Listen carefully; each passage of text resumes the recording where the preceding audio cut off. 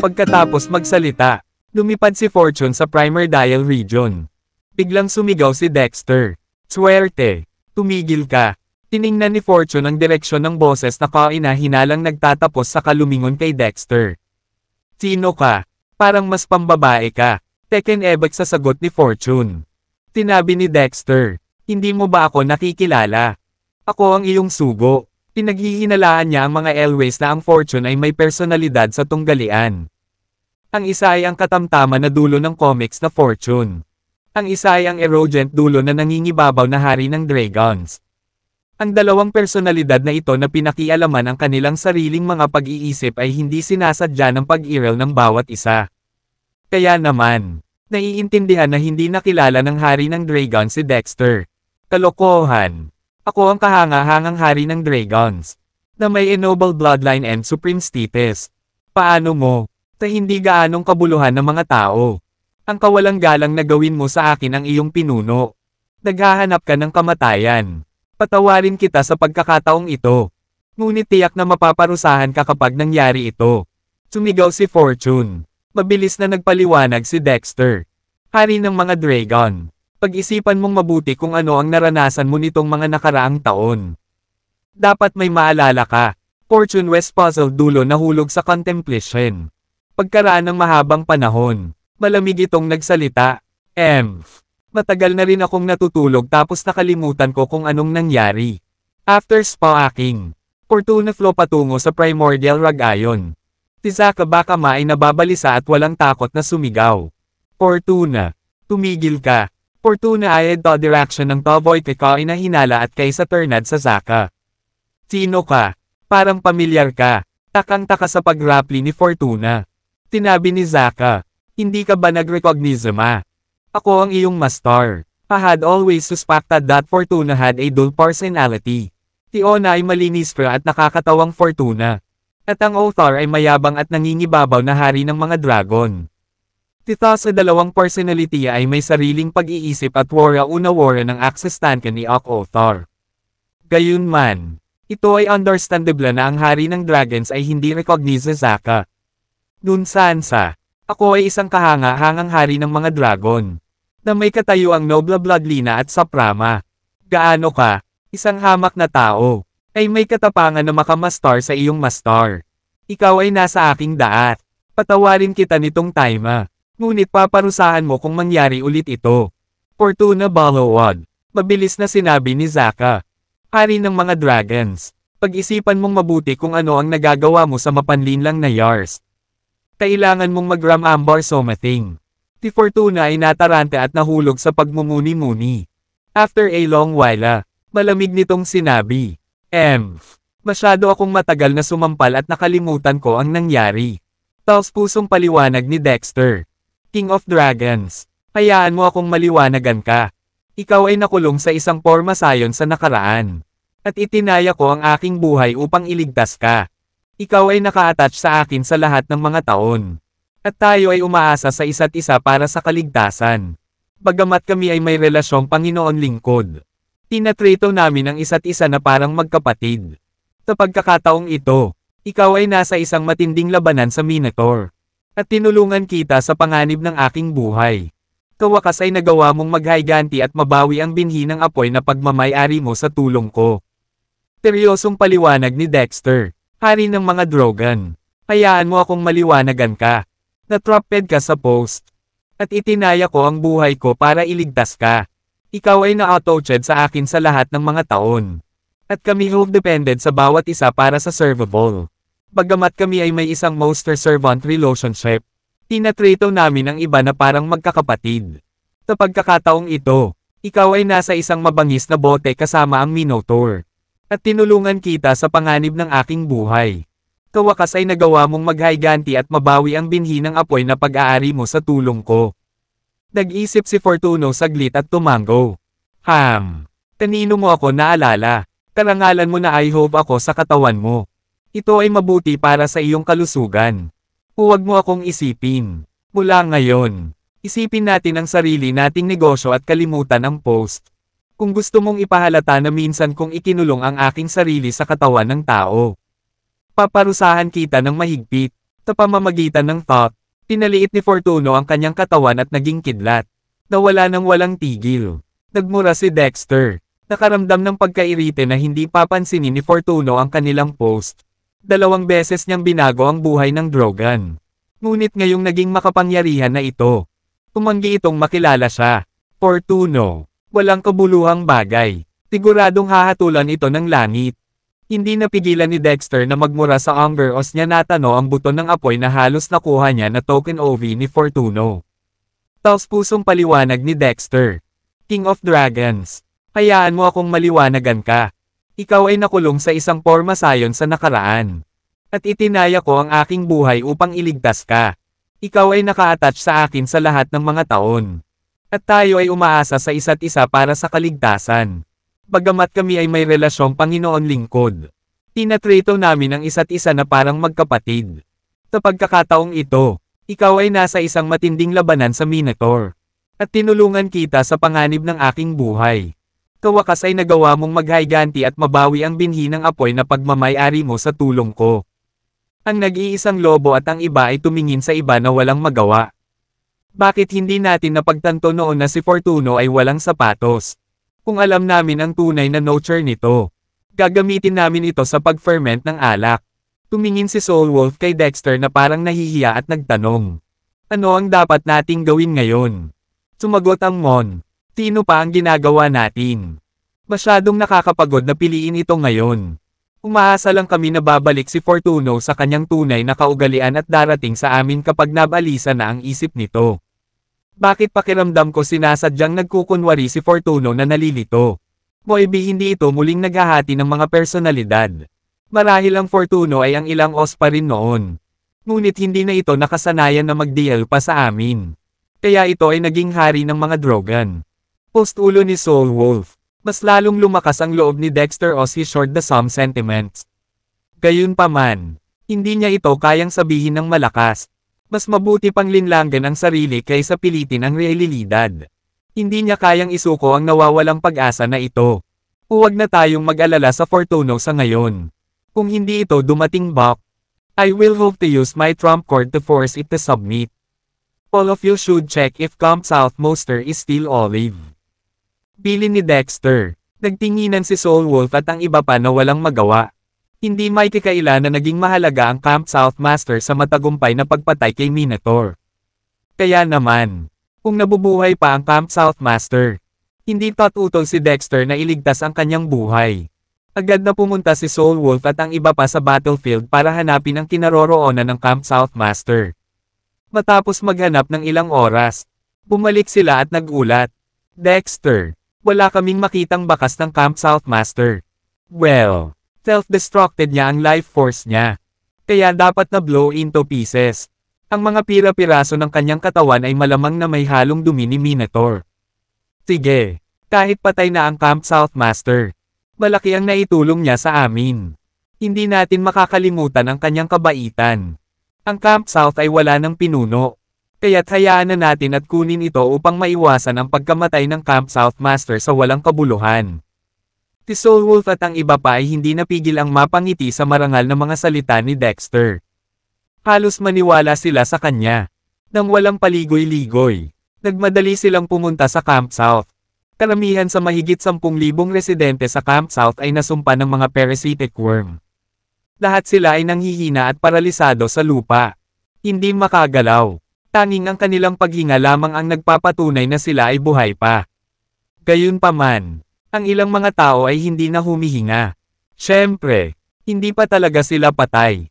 Ang lason ay hindi nakamamatay. Panandalian lamang nitong nalagutan ng hininga ang mga biktima nito. Sa masusing pagsisiyasat, nabatid na ang lason ay nakaapekto lamang sa mga kabataan sa bayan at hindi sa mga matatanda o bata. Ito ay isang bagay na sinasadya ni Dexter. Tinadya lang niyang gamitin ang lason para kontrolin ang Camp South Master nang hindi nagdudulot ng anumang pagkamatay. Ang paggamit ng isinumpang bulating parasito sa mga matatanda at bata ay hindi mag-aani ng anumang benepisyo. Ang mga young adult ang buhay ng Camp South. At sapat na ang kontrol sa kanila. Samantala, lumabas si Sunshade sa silid ng Camp Master dahil gusto niyang tumakas bago bumalik ang Camp Master. Alam niyang paparusahan siya sa pag-inom ng 2 spirit pill ng Camp Master at pagpayag kay Ares na pagnakawan siya ng daan-daang Heavenly Spirit Stones. Ngunit paglabas niya sa silid. Nagulat siya nang makitang nakahandusay sa kalsada ang lahat ng residente ng Camp South. Marami sa kanila ang humihingal. At ang ilan ay may naninigas na katawan. Ang paligid ay naging isang kaharian ng walang buhay na mga katawan. Iniwan si Sunshade na nakatulala. Nagmamadali siyang lumapit sa isang tao upang tanungin ang dahilan. Ngunit halos hindi marinig ang boses ng individual. Ay, hindi ko alam. Bigla itong nangyari. At lahat ng tao sa bayan ay nasa katulad kong sitwasyon. Ano? Anong nangyayari? Takot na takot si Sunshade habang iniisip ang kanyang sitwasyon. Paano ito nangyari? Malaki ang posibilidad na may naglason sa kanila. Baka si Dexter at ang mga tauhan niya. Napakalupit nila at handang gawin ang lahat para makamit ang kanilang mga mithiin. Kahit na binabaliwala ang buhay ng libo-libong tao. Nagpasya si Sunshade na huwag pansinin ang mga taong ito. Dahil mas mahalaga ang kanyang buhay kaysa sa kanila. Habang papalabas siya, maraming tao ang humingi ng tulong sa kanya. Ngunit hindi niya ito pinansin. Ang tanging layunin niya ay umalis sa Camp South bago bumalik ang Camp South Master. Nang malapit na siyang makarating sa gate ng lungsod, isang boses ng babae ang biglang tumawag sa kanya. Sunshade, save me, save me. Juliet, boses ito ni Juliet. Nanginginig ang buong lalaki at agad na tumingin sa pinanggalingan. Siya ang pinakamamahal na babae ni Sunshade. At palihim silang nagkikita. Plano sana niyang ipahayag ang kanilang relasyon sa buong lungsod sa lalong madaling panahon. Ngunit hindi niya inaasahan na mahuhuli siya sa ganitong sitwasyon. Bato man ang puso niya. Hindi niya magawang baliwalain ang pakiusap ng kanyang kataypan. Huminto si Sunshade at naglakad papunta kay Juliet. Habang hawak niya ito sa kanyang mga bisig. Tinanong niya, ano ang nararamdaman mo ngayon? Iligtas mo, ang anak natin. Mahinang wika niya habang tumutulo ang mga luha niya. Anak, bumilis ang tibok ng puso ni Sunshade. Juliet, anong pinagsasabi mo? Tinong anak ang tinutukoy mo? Buntis ako sa baby mo, humihikbi si Juliet. Ano? Nanlaki ang mata ni Sunshade sa gulat. Ang baby natin. Bakit hindi mo sinabi sa akin kanina? Juliet, ngayon ko lang din nalaman. Tagot niya, magkahalong damdamin ang lalaki. Mahirap magbuntis ng mga supling sa isang lugar tulad ng T.S. Island. Siyempre, excited si Sunshade na magkaroon ng anak. Gayunpaman, ang gayong kalunos-lunos na bagay ay dapat na mangyari pagkatapos na maipaglihi ang sanggol. Malupit talaga ang tadhana. Hinawakan ni Sunshade si Juliet nang walang pag-aalinlangan at sinabing, huwag kang mag-alala, Juliet, hindi ko hahayaang may mangyari sa'yo. Dadalhin kita sa doktor ngayon. Umalis na tayo agad. Pagkasabi noon ay binuhat siya nito at lumabas ng pinto. Nakadalawang hakbang pa lamang siya nang may tumama sa kanyang mga mata ng isang pulang bagay at bumagsak sa lupa. Ano yan? Napatalon si Sunshade sa gulat at pumunta para tingnan. Sa kanyang pagtataka, ito ay isang pulang mina. Tila biglang namatay ang ibon sa kalagitnaan ng paglipad at naputol ang mga organo nito nang mahulog ito. Napuno ng kalituhan ang Sunshade. Ano ang nangyayari? Nalasan din ba itong mina? Thud, thud, thud. Isa-isa, mas maraming mga ibon ang nahulog mula sa langit at sa mga tao sa ibaba. Nalaglag pa ang ilan sa kanilang lakas ng loob dahil sa impact. Ang ulan ng mga ibon ay nagpatigil sa lahat. Anong nangyari? Bakit ang lahat ng mga ibon ay nahulog sa kanilang kamatayan? Biglang may nagsabi, tingnan mo, ang mga hayop ay patay na rin. Ang mga tao ay lumingon upang tumingin sa lugar ng pag-aanak ng mga hayop. Upang matiyak ang supply ng karne. Isang hiwalay na lugar sa distrito ang binuksan upang mag-alaga ng mga hayop. Noong nakaraan, ang lugar ng pag-aanak ng mga hayop ang pinakamasigla. Gayunpaman, ang lugar ay pin-drop na tahimik sa sandaling iyon. Sa mas malapitang pagtingin, makikita ng isa na ang bawat isa sa mga hayop ay namatay. Bukod dito, karamihan sa kanila ay dumudugo mula sa bawat butas. Ang mga bulaklak na ito ay patay na rin. At gayon din ang mga damo at halaman, itinuro ng isa pang tao. Inilipat ng mga tao ang kanilang mga tingin sa mga halaman sa kanilang paligid. Oo naman. Ang mga halaman ay mabilis na nalalanta. Mukhang dilaw at tuyo. Malungkot ang mukha ng lahat ng bumauha sa kanila ang kawalan ng pag-asa. Nalasan din kaya ang mga halaman at hayop tulad natin. Kahit na, hindi posible na mamatay ang lahat. May sira. Parami ng parami ang mga kakaibang bagay na nangyayari sa Camp South sa mga araw na ito. Nakakunot ang noo ni Sunshade habang malalim ang iniisip. Bigla siyang may naisip at sinampal ang sarili sa ulo. Naiintindihan ko na ngayon. Alam ko ang nangyari. Napalingon ang lahat sa kanya. Ano ba talaga ang nangyari? Mr. Sunshade, please, sabihin mo, ang mga ibon, halaman, at mga hayop na ito ay nilagyan ng selyo ng alkalde upang maiwasan ang sinuman na sirain ang mga flora at fauna ng lungsod. Isa lang ang dahilan kung bakit namatay ang mga halaman at hayop na ito. At iyon ay patay na ang Camp South Master. Ang mga namarkahan ay natural na susunod kapag namatay ang Camp South Master. Tagot niya, ano? Nagulat ang lahat. Patay na ang Camp South Master. Para sa kanila, ang Camp Master ay pangalawa lamang kay Theus at kapantay ng mga Diyos. Mamamatay din kaya ang mga Diyos. Yun.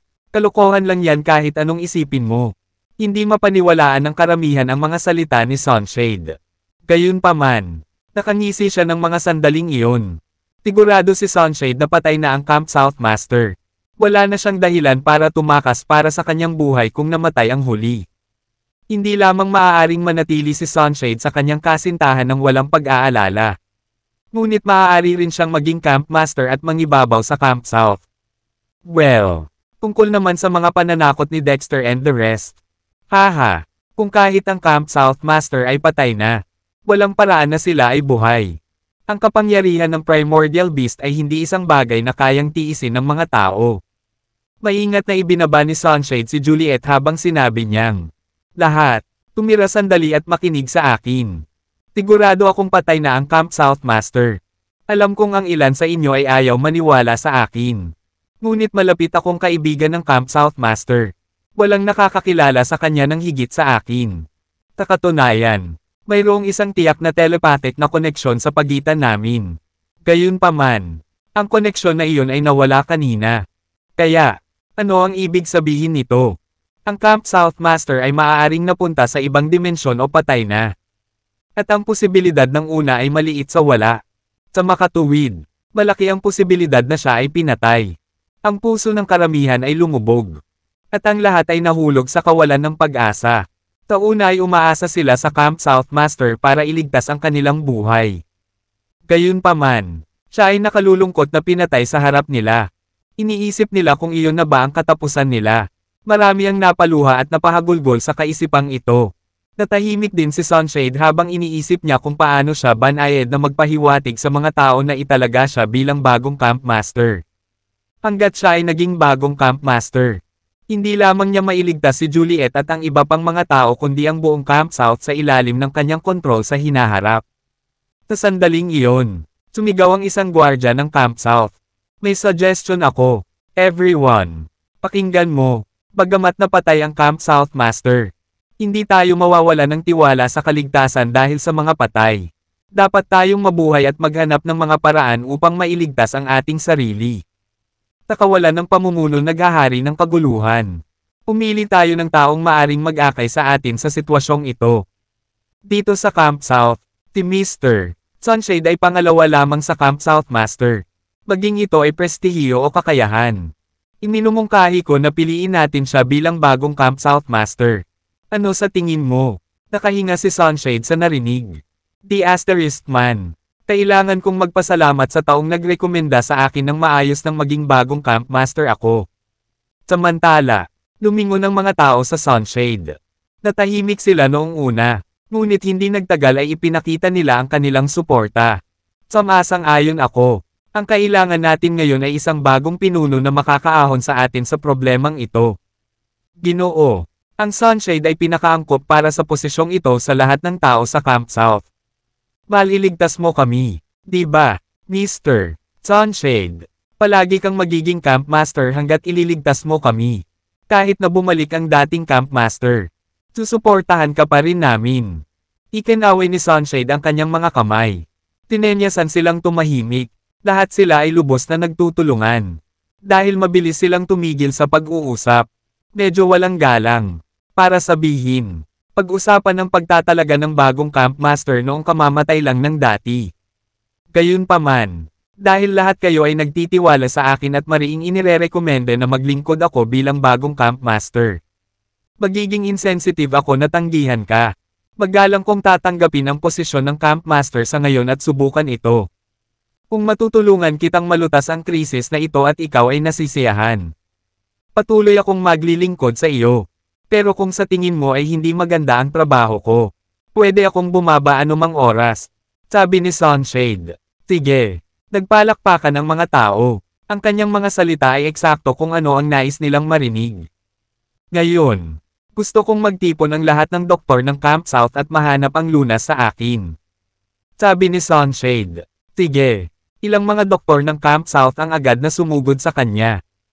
Upang maging mas tumpak, sila ay nag-aagawan patungo sa kanya. Lahat ng doktor ng Camp South ay nalasan din ng isinumpang parasitic worm. Siyempre, hindi inaasahan ni Sunshade ang sino man sa kanila na makakahanap ng panlunas. Mayroon lamang isang tao na may panlunas. Ang una niyang naisip sa sandaling iyon ay ang hanapin si Dexter at hilingin ito. Ngunit matapos itong pag-isipan, inakala niyang patay na rin si Dexter dahil sa Primordial Beast. Sa pag-iisip, nagpa siya si Sunshade na humingi ng tulong sa Camp North Master. Ang Camp South at Camp North ay magkaribal at hinding-hindi magkakasabay. Ang huli ay hindi kailanman makakatulong sa kanila at kahit nasusubukan na samantalahin ang kanilang kahinaan upang sakupin sila. Gayunpaman, nagpa siya si Sunshade na magsumite sa Camp North. Sa hinaharap, ang Camp South ang kanilang magiging pupe at makikinig sa lahat ng mga utos na ibinigay nila. Pansamantala, ang Sunshade ay maaaring ang Campmaster ng Camp South.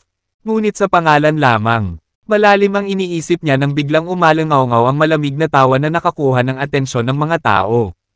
Nagulat ang lahat sa nakitang nasa harapan nila.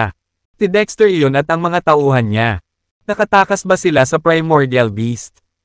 Paano ito posible? Napabuntong hininga si Sunshade sa gulat at hindi makapaniwalang tinitigan si Dexter.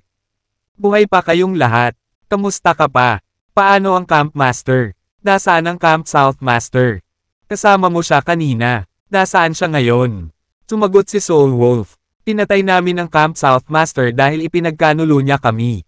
Kawakas ay nakahinga ng maluwag si Sunshade nang marinig iyon. Buti na lang patay na si Camp South Master. Baka mabuhay siya at malaman niya ang tungkol sa Heavenly Spirit Stone at Spirit Peel. Siyempre, mukhang nagngangalit pa rin siya sa matuwid na galit sa ibabaw. Anong kalokohan ang pinagsasabi mo? Ang Camp South Master ay nagtataglay ng mga kahanga-hangang kakayahan.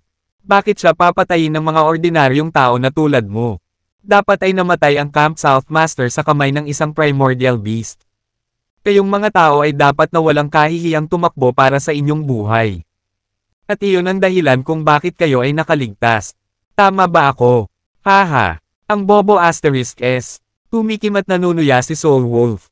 Wala ako sa mood makipagyak sa iyo. May itatanong ako sa'yo. Mayroon ka bang tiwala na pagalingin ang mga taong ito? Nagkunwaring kalmado si Sunshade. Siyempre, talaga. Magtatapat ako sa iyo. Ang lason sa katawan nila ay kapareho ng sa iyo. Kung tutuusin, ikaw ang nagpakalat ng lason sa kanila. Kahit ang Camp South Master ay walang magawa. Pabayaan ka, hindi mo mailigtas ang sarili mo. Paano mo ililigtas ang mga taong ito? Huwag mong sabihin sa akin na naghahanda kang tumayo at panoorin silang mamatay. Pagsisiwalat ni Soul Wolf, hindi alam ng marami na nalasan si Sunshade. Gayunpaman, ang mga gwardya ng Camp South na nagkaroon ng malapit na pakikipag-ugnayan sa kanya bago pa alam ng lahat ang tungkol dito. Ilang gwardya ang nakipag-usap. Hindi mo ba iniisip na ang mga senyales ng pagkalason na ipinapakita namin ay halos kapareho ng kay Mr. Sunshade? Sa pag-iisip ngayon, nagsimula akong magpakita ng mga sintomas ng pagkalason ilang araw pagkatapos kong makipag-ugnayan kay Mr. Sunshade. Ako rin.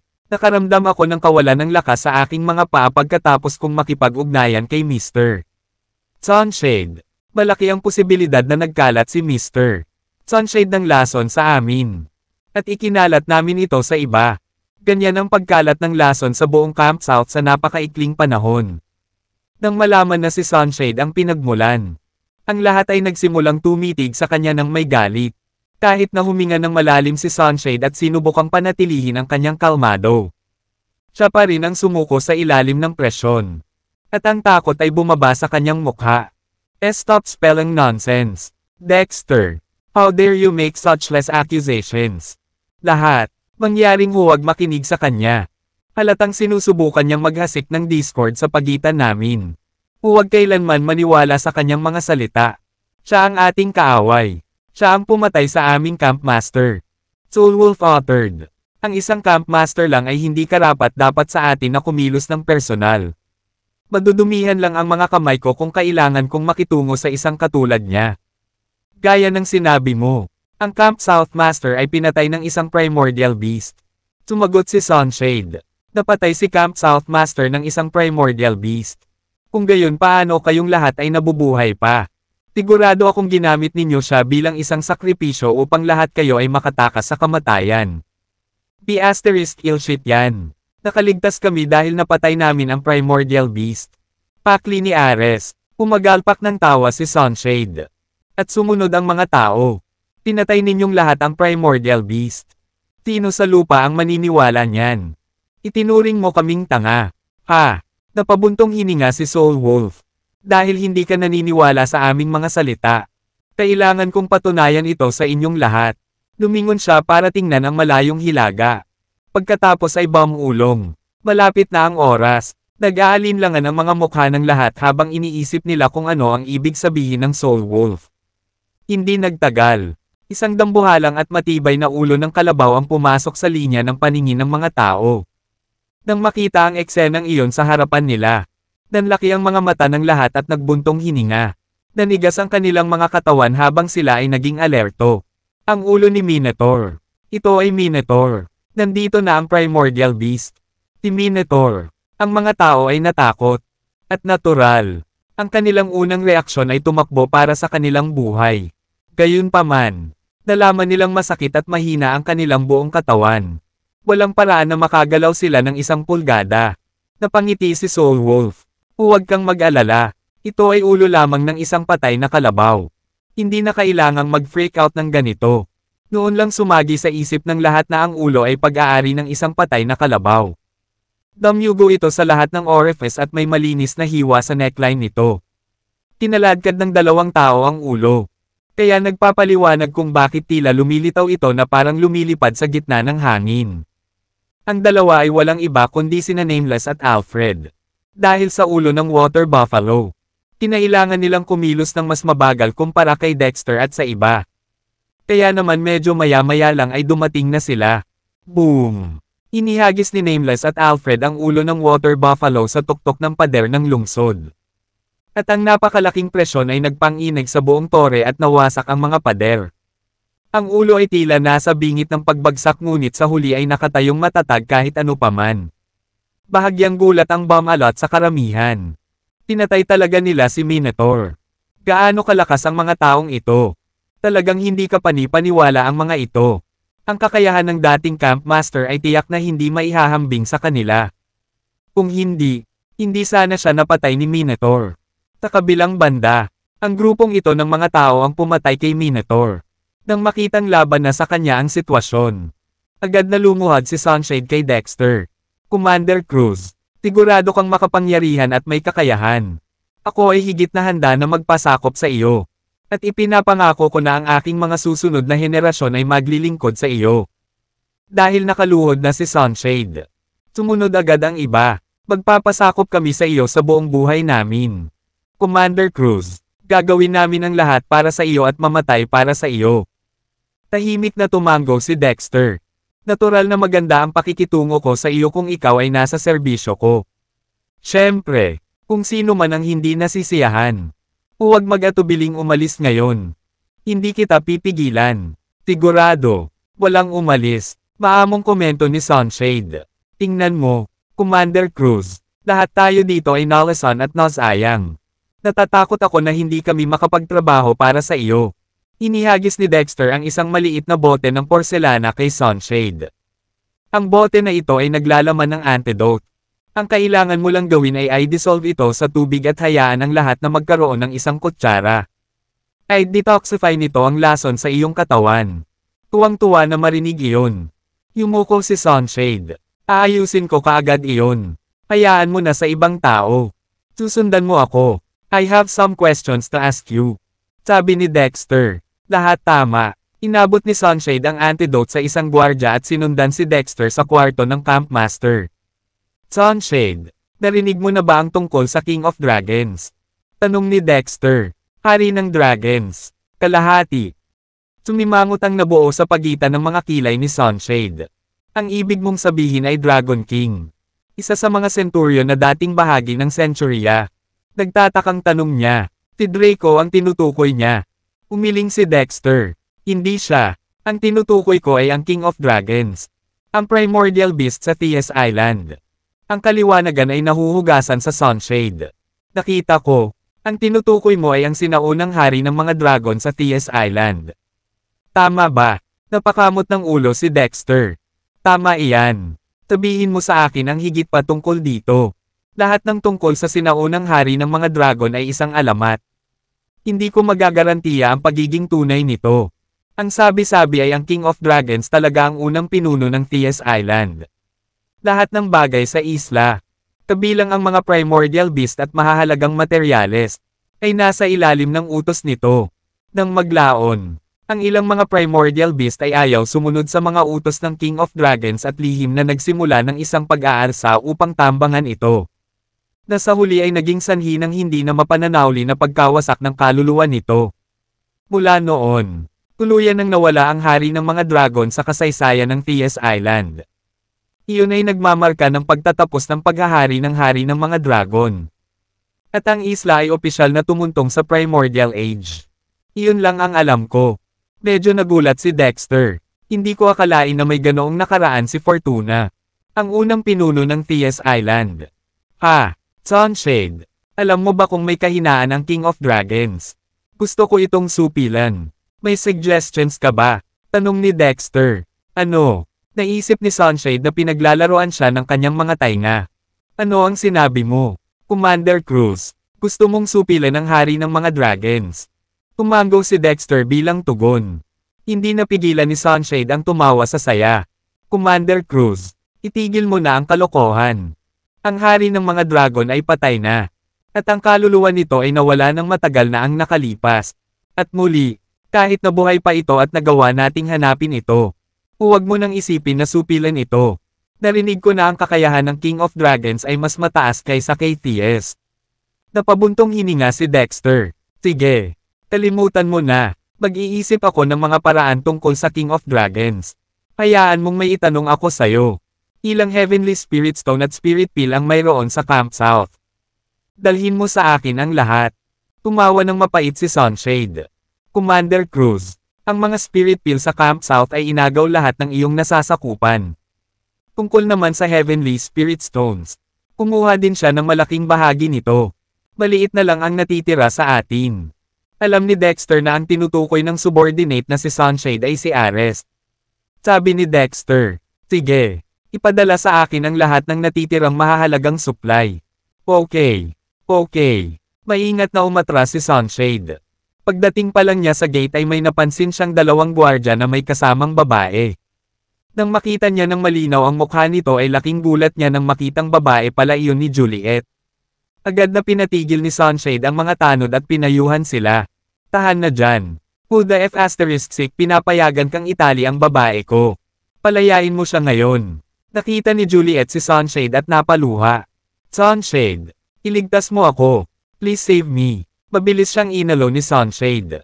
Juliet, huwag kang mag-alala. Nandito ako. Hindi ko hahayaang may mangyari sa iyo. Gustong umakyat ni Sunshade para pakawalan si Juliet. Ngunit itinulak siya ng mga gwardya na nag-escort kay Juliet. Ginoo, Sunshade, ang pagliligtas sa isang taksil ng walang pahintulot ay labag sa mga patakaran. Hindi ba, ngayong nagpalit na ng kamay ang Camp South? Hindi na si Sunshade ang second in command gaya ng dati. Kaya hindi na natatakot sa kanya ang mga guard. Nagmura si Sunshade. F***CQ.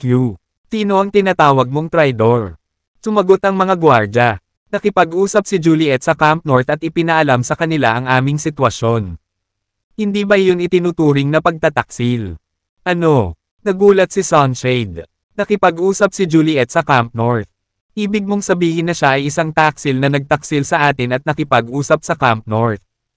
Isang nakakatakot na ngiti ang nabuo sa mukha ng mga gwardya. Bakit hindi mo siya tanungin sa sarili mo? Napatingin si Sunshade kay Juliet. Napayuko si Juliet sa guilt. Sunshade, ayokong itago sa iyo. Ipinaalam ko nga sa Camp North ang sitwasyon. Pero napilitan akong gawin iyon. Natigilan si Sunshade. At gulong-gulo ang isip. Labis na kinasusuklaman ng Camp South ang mga taksil. At kahit na hindi niya mailigtas ang kanyang sarili kung siya ay isa. Gayunpaman, paano niya natitiis na panoorin si Juliet na pinugutan ng ulo? Nagnganga ang ngipin ni Sunshade at sinampal si Juliet. Pagkatapos ay pumunta siya sa mga gwardya at sinabi, "Pakiusap, bigyan mo ako ng pabor. Mayroon akong ilang mga mapagkukunan dito na maaari mong kunin. Nangangako ako na wala nang susunod." At ganap na putulin ni Juliet ang relasyon sa Camp North. Naglabas si Sunshade ng ilang Heavenly Spirit Stones. Nanatiling matatag ang mga gwardya. Paumanhin.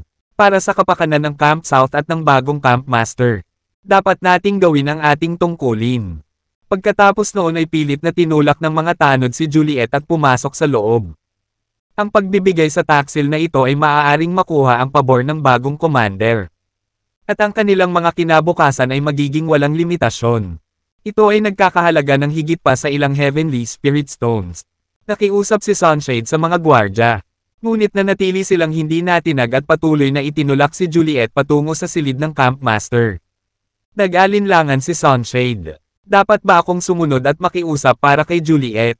Kung gagawin ko, maaari itong makaapekto sa aking sariling hinaharap. Pero kung hindi, hahatulan ng kamatayan si Juliet.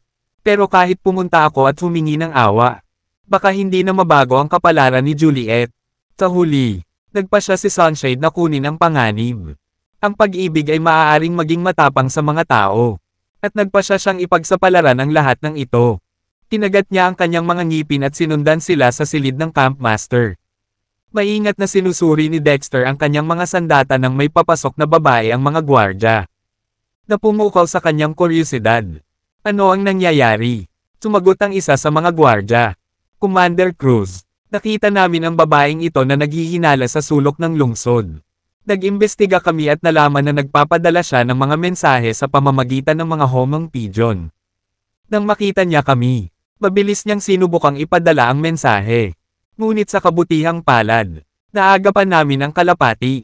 Commander Cruz, ito ang nilalaman ng mensahe. Mangyaring tingnan.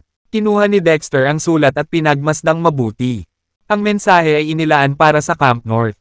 At ipinahayag nito na ang Camp South Master ay namatay at ang dating Centuria Commander ay pinatay si Minotaur at kinuha ang Camp South.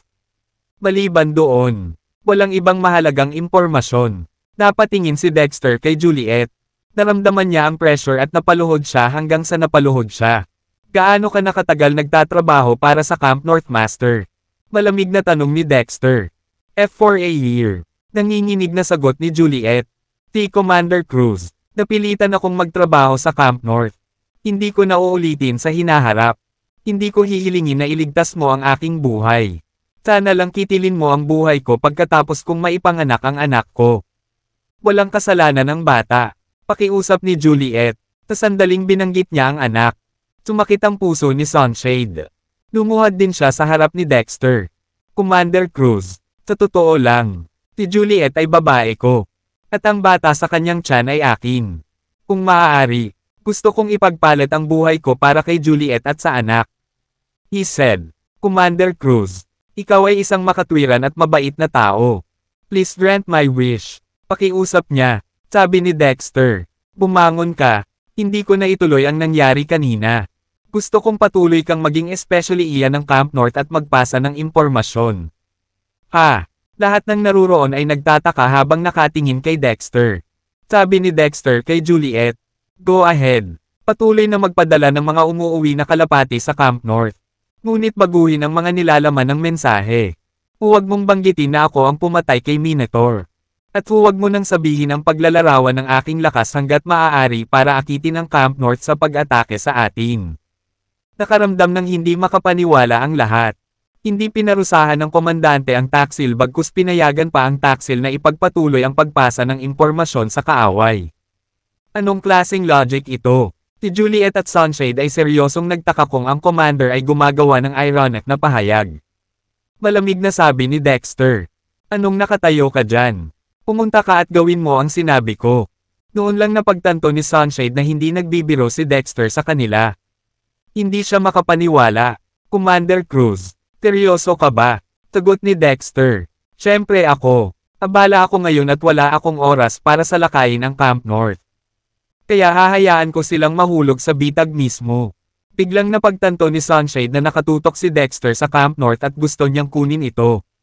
Nakahinga ng maluwag si Juliet. Okay, Commander Cruz, gagawin ko ang sinabi mo. Panigurado. Simula ngayon. Maglilingkod na lang ako sa iyo at hindi na magtatrabaho sa Camp North. Kung ano man ang mensaheng gusto mong iparating ko sa Camp North. Ipapasa ko. Sige. Pagkatapos ay binigyan ni Dexter si Sunshade ng isa pang gawain. Sunshade, narito ang isang gawain para sa iyo. Kumuha ng listahan ng mga pangalan ng mga bata sa Camp South. Naghahanda akong magtayo ng paaralan para lahat ng bata ay makapag-aral. Pumunta sa paaralan. Nagulat si Sunshade. Akala niya ay pay sa langit ang ideya. Sa purgatoryong ito ng tao sa isla ng Thies. Ang pagtatayo ng isang paaralan para sa mga bata ay parang walang katotohanan. Tanong ni Dexter, may problema ba? Ginoo. Cruz, seryoso ka ba? Siyempre. Sa dati kong kampo sa Centuria. Nagtayo ako ng paaralan. At lahat ng mga karapat dapat na bata ay nag-aaral na ngayon. Napaiyak sina Juliet at Sunshade. Maaaring magkaroon ng pagkakataon ng kanilang anak na pumasok sa paaralan pagkatapos itong ipanganak. Ito ay isang malaking kaliwan sa kanila. Tuwang-tuwa ang mag-asawa kaya agad silang nagpasalamat kay Dexter at nagsimulang maghanda para sa paaralan. Pagkaalis nila, tiningnan ni Dexter ang semi-finished na divine weapon na pinanday niya at nagpakawala ng malalim na buntong hininga. Tanong ni Osaday, Dexter, ano ang plano mo ngayon? Umaasa ako na tutulungan ako ni Fortuna na gawing isang divine weapon na high dark level ang divine weapon pagkatapos nitong lumunin ang buto ng apoy. Pero ngayon, mukhang hindi na ako makakaasa kay Fortuna in the near future. Ang banal na sandata na ito ay itinuturing lamang na isang banal na sandata sa mid-dark level.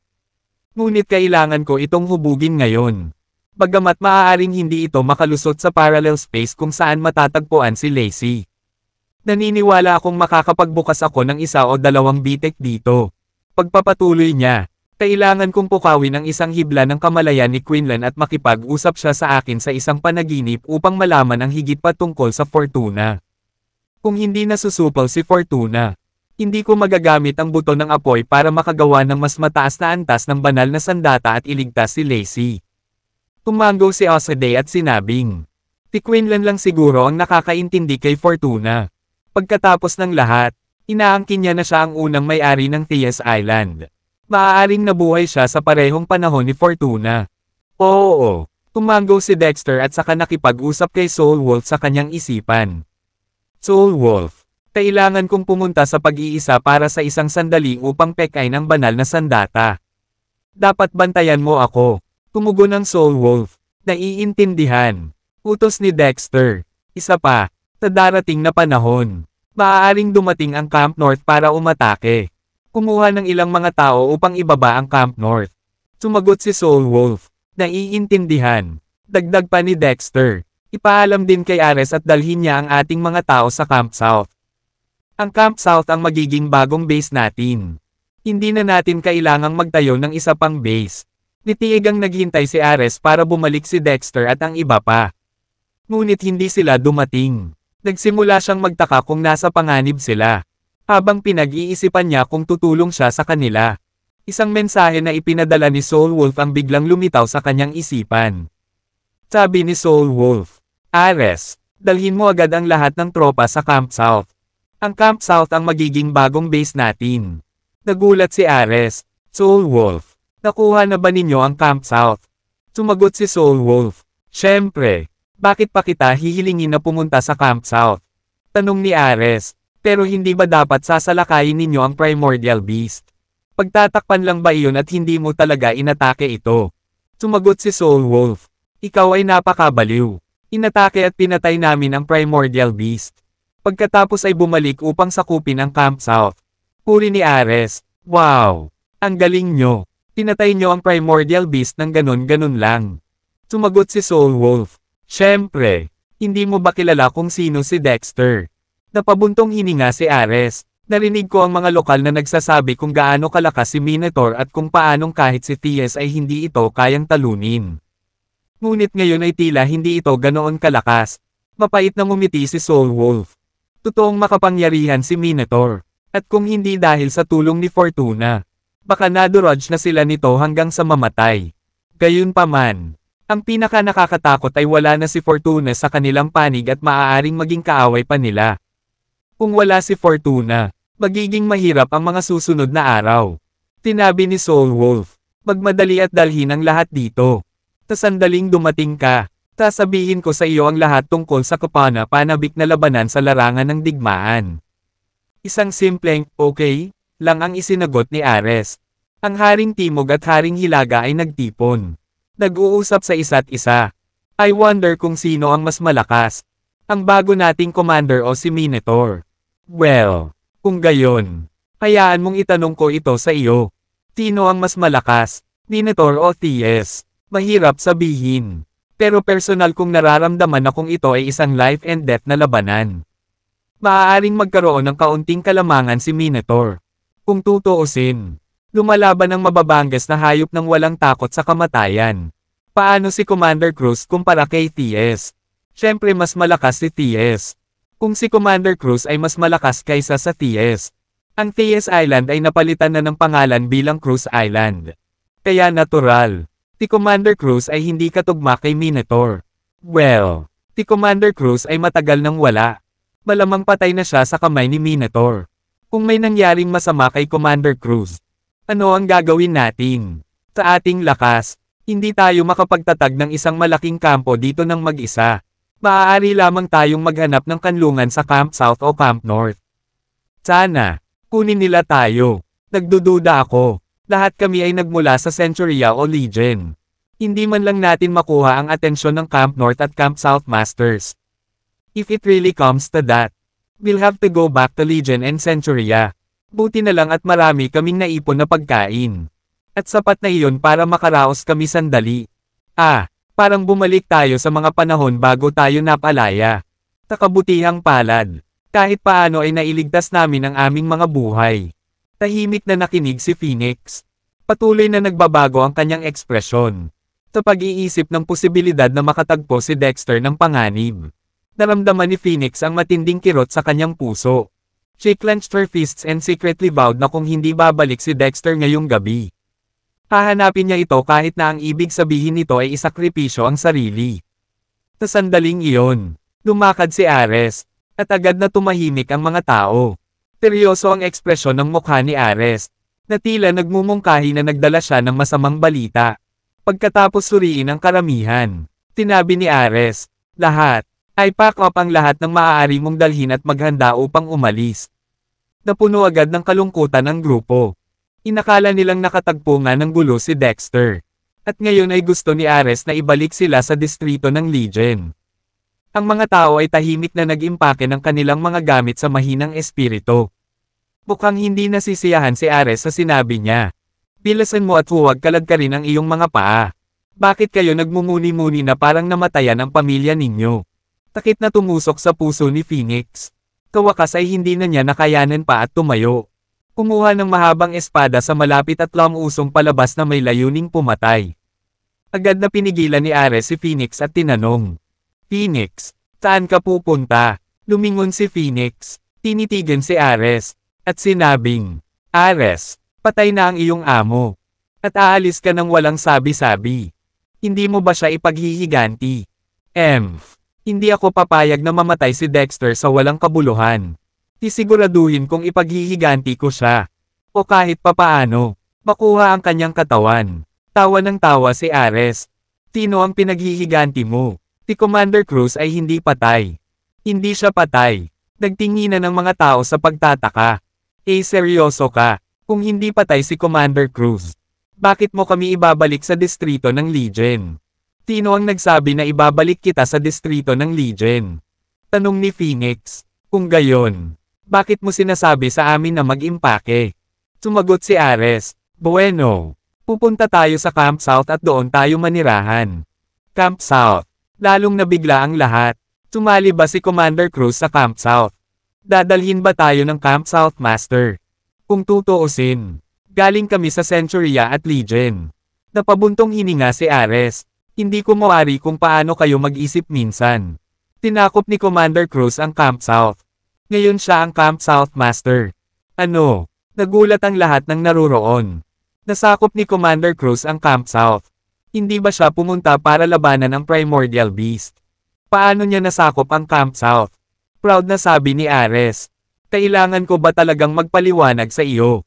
Siyempre, natalo muna ni Commander Cruz ang Primordial Beast. At sa pagbabalik, maginhawa niyang nasakop ang Camp South. Okay, tapat na usapan. Mag-impake na tayo at magtungo sa Camp South. Nagkatinginan ang lahat na may pagdududa sa kanilang mga mata. Parang katawa-tawa kaya pinatay ni Dexter ang Primordial Beast at pagkatapos ay maginhawang nasakop ang Camp South sa pagbabalik. Gayunpaman, mukhang kumpiyansa si Ares na sa huli. Nagpa siya ang lahat na sundan siya sa Camp South at tingnan kung ano ang nangyayari. Si Phoenix lang ang kumbinsido sa lahat ng ito. Tumingin siya sa Camp South. Puno ng paghanga ang kanyang mga mata. Talagang kakaiba ang lalaking pinili ko. Madali niyang natalo ang Primordial Beast at nasakop ang Camp South sa gilid. Siya ang bayani sa puso ko. Tinundan ng pangunahing tropa si Ares at hindi nagtagal ay nakarating sila sa Camp South. Nang makita nila ang malaking ulo ng kalabaw na nakasabit sa pader ng lungsod ng Camp South mula sa malayo. Lubusan silang naniwala kay Dexter. Si Commander Cruz ay tunay na maladyos na tao. At ang kanyang lakas ay malamang na higit kay T.S. Sa pagkakataong ito, naka-jackpot tayo. Pagpasok pa lang ni Ares sa lugar ay agad niyang nahanap ang Soul Wolf. Soul Wolf, sabihin sa akin kaagad ang tungkol sa iyong maluwalhating mga gawa. Paano mo natalo si Minotaur at nasakop ang Camp South? Upang sabihin ang katotohanan. Hindi lamang ang mga miyembro ng kampo ng Legion ay hindi naniniwala na natalo ni Dexter si Minotaur noong una. Ngunit maging si Ares mismo ay nag-aalinlangan tungkol dito.